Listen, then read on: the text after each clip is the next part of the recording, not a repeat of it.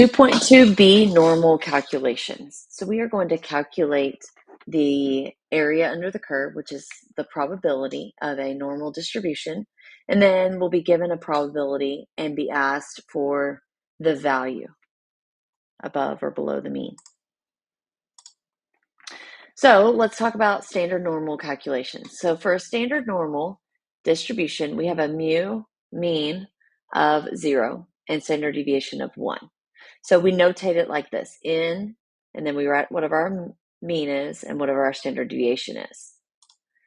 In the standard normal distribution, all observations are converted to z-scores. And we are going to be asked 4 different types of questions. So 1, what proportion of observations are below a given z-score? So proportion is represented as area under the curve here. We'll be asked what proportion of observations are above a given z-score. So you would shade above, and the z could be positive or negative. What proportion of observations are between two z-scores? So the area right here. And then the last one, what z-score determines a given area? And so in the last section, we use the 68, 95, and 99.7 rule to determine those. And that was if it was exactly 1, 2, or 3 standard deviations above or below the mean. Well, we aren't going to be given those all the time, so we're going to have to do some calculations. There are 3 ways to do it. We have the calculator, and we have a z-table, and we have Desmos. So in our lesson today, we are going to learn how to use the calculator. So here are 3 examples. So the first one, find the proportion of observations less than z equals 0.54. When we do this, we are going to use the calculator. The first thing we want to do, though, is we want to draw our normal distribution. So draw your curve and label where z is. So since it's positive, it's going to be to the right of the mean. And it says less than. So we're going to shade below the mean. And then we are going to use the calculator. Here are the keystrokes. You're going to be on your home screen. You're going to hit second vars, which is right above it in blue, says distribution. That is where we're going. And then you pick number 2, normal CDF, normal cumulative distribution function or density function.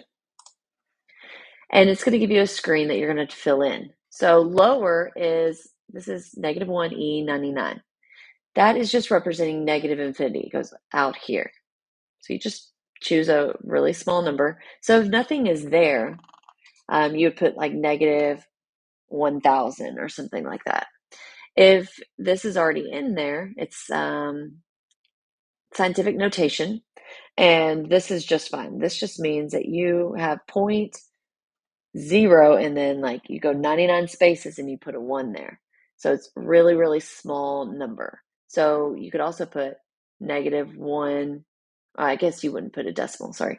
Negative 1 and then move your decimal and put a bunch of zeros. But we can just put negative 1,000 and that would suffice. Upper would be what is the highest, 0.54. And then our mean is 0, standard deviation is 1. And this is what comes out, 0.705. So that is our p-value. So we will write it as 0.705. This could also be written as a percent. If you move your decimal over, that'd be 70.5% of the data is at this point or less than. Okay, B, find the proportion of observations greater than 1.125. So greater is going to be above the mean again. So we would shade. And then we would put this in. So lower would be 1.12 because that is, we go from left to right. And then upper, we could just put 10,000.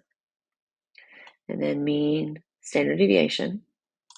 And it gives us the p-value is 0.131. Okay, the next one is find the observations between negative 1.06 and 1.82. So draw your curve, label, this is negative, so we know it's below the middle because that's your mean. And then above would be here, so let's shade between them. And then when we do our calculations, we would put the lower as our negative 1.06 and the upper as 1.82. It gives us our mean and our standard deviation. Make sure you're putting this in your calculator so you know where we're at. Make sure you're getting the same p-values. So that way we can address it in class if you have questions. Okay, so let's go to the next one. Find the proportion of observations within 1.5 standard deviations from the mean. Okay, so within 1.5, so that means above and below. So you would shade those, and it says within. So we're going to shade between. We're still going to use the same thing, second vars, normal CDF. And our lower would be the 1.5, and our upper would be the 1.5. Lower is negative 1.5. And we have our mean, our standard deviation. And our p-value is 0.866. Okay, E, a distribution of test scores is approximately normal and Joe scores in the 85th percentile. How many standard deviations above the mean did he score? Okay, so draw your normal distribution. 85th percentile, so that means the area under the curve is going to be 0.85. And so we know right here in the middle would be 50 because that's our mean. So we go above it, 0.85 is the area under the curve. That's our percent or our proportion.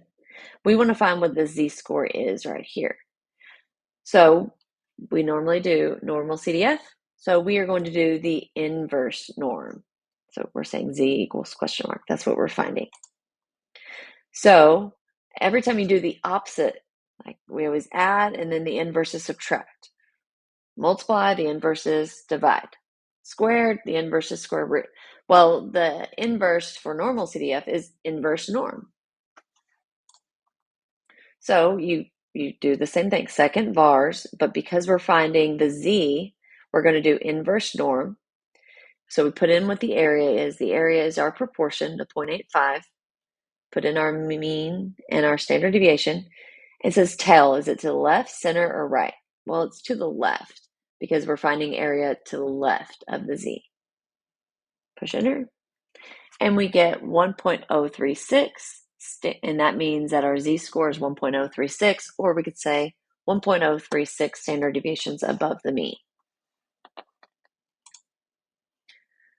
F, in a normal distribution, Q1 is how many standard deviations below the mean? So draw our curve. Remember, Q1 represents 25%. So it's below the mean. We know that the area under the curve is 0.25. We want to know what the z is. So we're going to again do the inverse norm. Area under the curve is 0.25. We want to go to the left, and that's going to give us a z-score of negative 0.674, or 0.674 standard deviations below the mean. Okay, so for normal calculations, there are three things that you must do. And so you'll be doing these on quizzes and on tests. This is how you show your work. Because remember, we're using a lot of calculations. We're using the calculator for it. But you must show the work with these three steps. Okay, so step one, draw and label the curve. State the distribution and identify values. So if it's just a normal distribution with mu of 0 and standard deviation 1, that's what you write. You fill in whatever the mu and standard deviation are. This is how you identify it. So you do this in addition to drawing and labeling your curve. Then you do calculations. Show work. If using calculator, speak label values with correct symbols. Okay, so you do have to write this stuff down. And then make sure to answer the question. So if the answer is how many standard deviations below? There are 0.67 standard deviations below the mean. Okay, let's look at our example of tennis. So in the 2008 Wimbledon tennis tournament, Nadal averaged 115 miles per hour on his first serves. Assume that the distribution of his first serve speed is normal with a mean of 115 miles per hour, standard deviation of 6 miles per hour. About what proportion of his serves would you expect to be slower than 103 miles per hour? So, step one is to draw and label the curve. Here's our curve. We need to label it. So, mean, standard deviation. We're trying to find the z, so it'd be slower than 103. So we do need to specify where we're at right here. So z is, remember our z formula, mean, or what we have, so that'd be 103. Our data minus the mean divided by standard deviation. So that's how we got 103 minus 115 divided by standard deviation. So that's -2. So we know it's at -2 standard deviations. That's our z-score. So now we have all the information we need. We have what kind of distribution we have, mean, standard deviation, and we have our z-score. We know it's going to be slower than 103, so we need a shade below.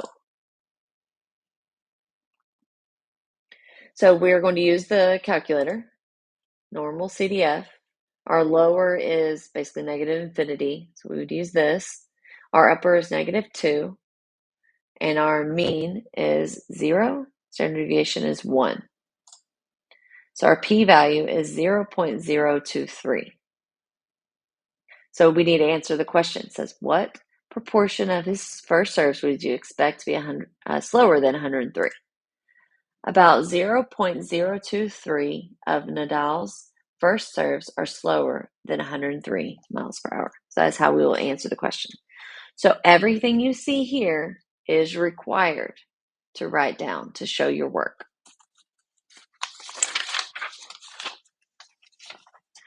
Let's go to the next example.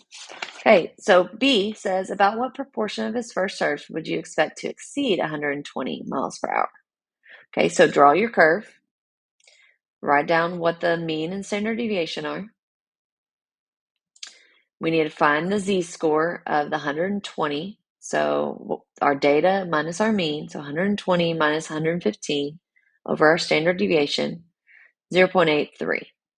So it'll be above the mean. So the mean's right here, so it'll be above. And then we're asked, how much would you expect to exceed? So we need to shade above. So specify what your z is, shade above.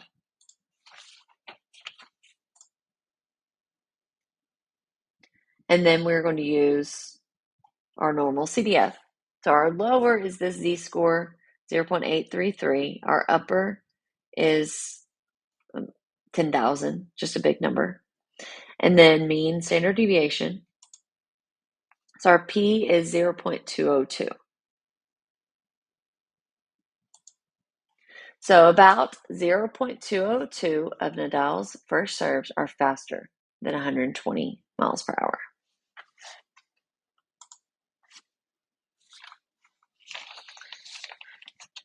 Okay, we are going to do C, D, and E in class.